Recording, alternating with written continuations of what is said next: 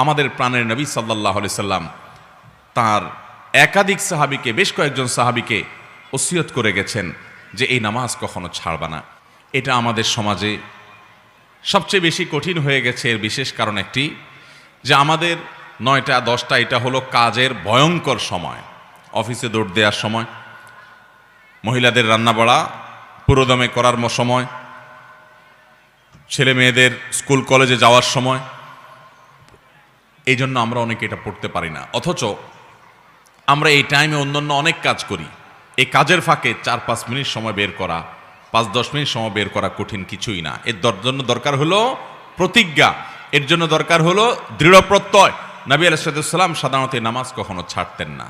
অন্য কোনো নফল নামাজ, অন্য কোনো সুন্নাহ এইভাবে পরিত্যক্ত হয় নাই আমাদের সমাজে। নামাজের মধ্যে যত সুন্নাত নামাজ আছে, যে নামাজগুলো নবী সাল্লাল্লাহু আলাইহি সাল্লাম পড়তেন সেগুলোই সুন্নাত। এই নামাজকে আপনি নফল নিয়ত করলে পড়লেও হয়ে যাবে। আর এটা নবী সাল্লাল্লাহু আলাইহি সাল্লাম পড়েছেন, সেই হিসাবে সুন্নত বলা যায় এটাকে। নফল মানে অতিরিক্ত ফরজ ওয়াজিবের বাইরে, সেই হিসাবে। তো অন্য কোন সুন্নাহ নামাজের মধ্যে এত বেশি পরিত্যক্ত হয়নি আমাদের সমাজ থেকে, এই আমলটা যত বেশি পরিত্যক্ত। সলাতুল দোহা আর সলাতুল ইশরাক, একটা হলো সলাতুল ইশরাক। আলহামদুলিল্লাহ এই নামাজটা অনেকেই পড়েন এবং এই নামাজটা পড়ার তুলনামূলক সহজ, কারণ ফজর নামাজের পরে সূর্য ওঠার 15-20 মিনিট পর থেকে এই নামাজ পড়া যায়, চাইলেই পড়া যায়। 2 রাকাত 4 রাকাত নামাজ পড়া যায় যদি ফজর নামাজের পরে কেউ নিজ জায়গায় বসে থেকে জিকির আজকার তাসবিহ তেলাওয়াত ইত্যাদি করতে থাকে, এবং এরপরে সূর্য ওঠা কিছুক্ষণ পর অর্থাৎ 20 মিনিট পর যদি কেউ এই নামাজ পড়ে সলাতুল ইশরাক, তো আল্লাহ রাব্বুল আলামিন তাকে একটা পরিপূর্ণ, আল্লাহর কাছে পূর্ণাঙ্গ হজের সওয়াব আল্লাহ তাআলা দান করেন। পরিপূর্ণ আল্লাহ রাব্বুল আলামিন বাইতুল্লাহ জিয়ারতের সওয়াব আল্লাহ তাআলা তাকে দান করবেন। অতএব ভাইরা আমার, এই সলাতুদ দোহা সলাতুল ইশরাক আদায় করবো তো ইনশাআল্লাহ। অনেক মুহাক্কিক উলামা ইকরাম সলাতুদ দোহা আর ইশরাককে একই নামাজ বলেছেন, তবে নবী রাসূল সাল্লাল্লাহু আলাইহি ওয়াসাল্লাম হাদিস থেকে দেখলে বোঝা যায় যে সলাতুল ইশরাকটা হলো সূর্য ওঠার পর 20 মিনিট পরেই, আর সলাতুদ দোহাটা হলো আরও কিছুক্ষণ পরে। তাহলে দুইটাকে আলাদা করে পড়লে আমাদের আমলের পরিমাণও বাড়লো এবং বিভিন্ন হাদিস থেকে সেটি বোঝাও যায়। এই নামাজটা কখন পড়তে হয়? এই নামাজটা পড়তে হয় সূর্য যখন তেতে যায়, সূর্যের উত্তাপে যখন বালি মাটি একটু গরম হতে লাগে, তখন থেকে নিয়ে জোহরের ওয়াক্ত হওয়ার আগ পর্যন্ত। এটা গরমের সিজনে এক টাইম হয়, শীতের সিজনে আরেক টাইম হয়, কারণ গরমের সময় সূর্য এক সময় উঠে, শীতের সময় সূর্য আরেক সময় উঠে। আনুমানিক বেশিরভাগ সিজনে দেখবেন আপনি 8টা 8:30টার পর থেকে নিয়ে আপনার জোহরের আগ পর্যন্ত এই টাইমটাতে বালু তেতে যায়। কখনো একটু দেরি হয়, 9টা বাজে, বা কখনো একটু আগে হয়। তো এই 9টা 10টা 10:30 এই টাইমগুলোতে জোহরের ওয়াক্ত হওয়ার আগ পর্যন্ত 4 রাকাত নামাজ, কোনো কোনো বর্ণায় অবশ্য 2 রাকাতের কথা বলা হয়েছে, কিন্তু বেশিরভাগ বর্ণায় 4 রাকাতের কথা বলা হয়েছে। আবার অনেক বর্ণায় 8 রাকাতের কথা বর্ণিত হয়েছে। 2 রাকাত করে পড়তে পারেন। সলাতুল লাইলি ওয়ান নাহারি মাসনা মাসনা, নবী সাল্লাল্লাহু আলাইহি সাল্লাম বলেছেন রাত এবং দিনের নামাজ হলো 2 রাকাত করে, নফল নামাজগুলো 2 রাকাত করে পড়ে উত্তম। যাই হোক, অনেক উলামা ইকরাম 4 রাকাত একসাথে করার কথাও বলেন, 2টা আকওয়াল আছে আমাদের মধ্যে, 2টা কওলি আছে। যাই হোক, তো চাশতের নামাজ হিসাবে আপনি 9টা 10টার দিকে কমপক্ষে 4 রাকাত নামাজ পড়বেন।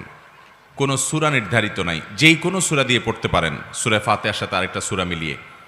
এরপরে আপনি অন্য সব নামাজের যে নিয়ম আছে ঠিক একই নিয়ম, বিশেষ কোনো নিয়ত নাই। আমি সলাতুদ দোহা পড়তেছি, চাশতের নামাজ পড়তেছি, যে নামাজ আমার পুরো শরীরের প্রতিটি অঙ্গ প্রত্যঙ্গ, প্রতিটি জয়েন্ট জোড়া থেকে এই নামাজটাই যথেষ্ট হয়ে যাবে, আমি সেই নামাজ পড়ছি। নবী করিম সাল্লাল্লাহু আলাইহি সাল্লাম যেটা সাহাবীকে ওসিয়ত করে গেছেন, এই চাশতের নামাজ কি, এর সম্পর্কে যদি আমি এখন প্রশ্ন রাখি, 80% মানুষ আমার ধারণা এটা বলতেই পারবে না যে এটা কোন নামাজ কখন পড়ে। সহিহ মুসলিমের হাদিস আম্মা জান আয়েশা রাদিয়াল্লাহু তাআলা থেকে বর্ণিত হয়েছে, তিনি বলেছেন কানান নবী সাল্লাল্লাহু আলাইহি সাল্লাম ইউসাল্লিদ দুহা 4 ওয়া ইয়াজিদু মা শা।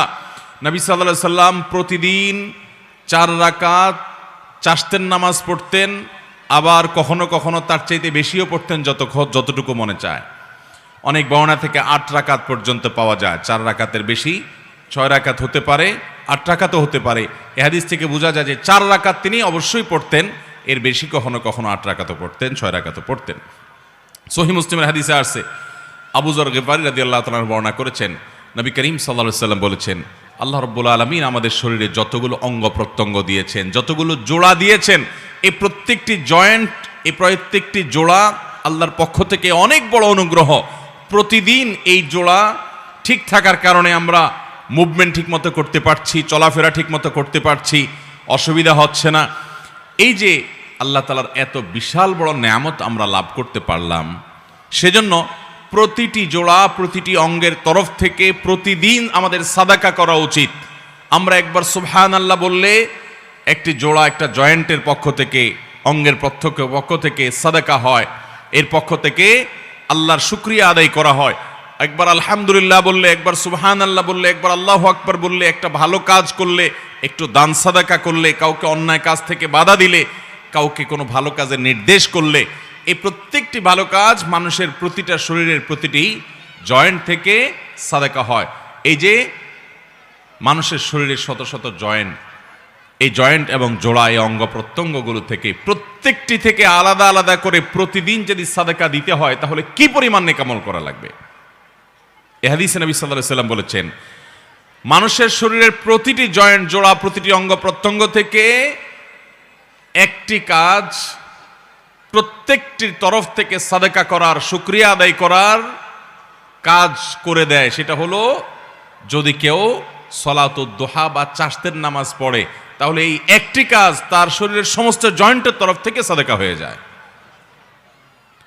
মোহতারাম হাজরিন, এই সালাতুদ দুহা বা চাশতের নামাজের সম্পর্কে তিরমিজির বর্ণনায় আসছে, নবী করিম সাল্লাল্লাহু আলাইহি সাল্লাম বলেছেন যে আল্লাহ রাব্বুল আলামিন হাদিসে কুদসিতে বলেছেন, ইয়াবনা আদম, হে আদম সন্তান, এর কালি আউয়ালান নাহারে আরবাআন, তোমরা দিনের শুরুতে 4 রাকাত নামাজ পড়ো আমাকে সন্তুষ্ট করবার জন্য। এটা আল্লাহ বলছেন।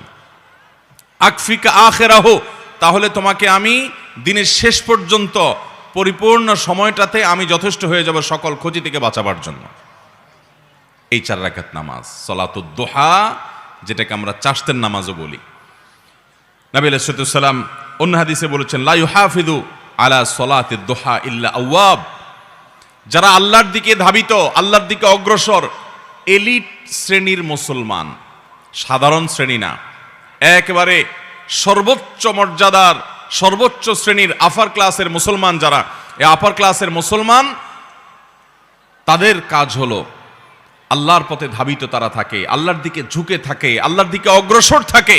এই আওয়াব শ্রেণীর বান্দা, আপার ক্লাসের মুসলমানদের আমল হলো চাশতের নামাজ। এটা সাধারণ মুসলমানরা পারে না। এই জন্য নবী সাল্লাল্লাহু আলাইহি ওয়াসাল্লাম এটার নাম দিচ্ছেন ওয়াহিয়া সলাতুল আওয়াবিন। এটা হলো আওয়াবিনের নামাজ, অর্থাৎ আল্লাহর দিকে যারা ধাবিত থাকে তাদের নামাজ সলাতুদ দুহা। আমাদের প্রাণের নবী সাল্লাল্লাহু আলাইহি সাল্লাম তার একাধিক সাহাবীকে, বেশ কয়েকজন সাহাবীকে ওসিয়ত করে গেছেন যে এই নামাজ কখনো ছাড়বা না। যে নামাজ নবী সাল্লাল্লাহু আলাইহি সাল্লাম সাহাবীদেরকে ওসিয়ত করে গেছেন আদায় করার জন্য, এই 40-50 হাজার মানুষের এত বিশাল সমাবেশে 5 জন মানুষও পাওয়া যায়নি সেই নামাজটা আমরা পড়ি। এই নামাজটা ভাইয়েরা আমার নিয়মিত পড়তে না পারি, অন্তত সপ্তাহে 1-2 দিন হলেও, মাঝে মধ্যে হলেও আদায় করব ইনশাআল্লাহ।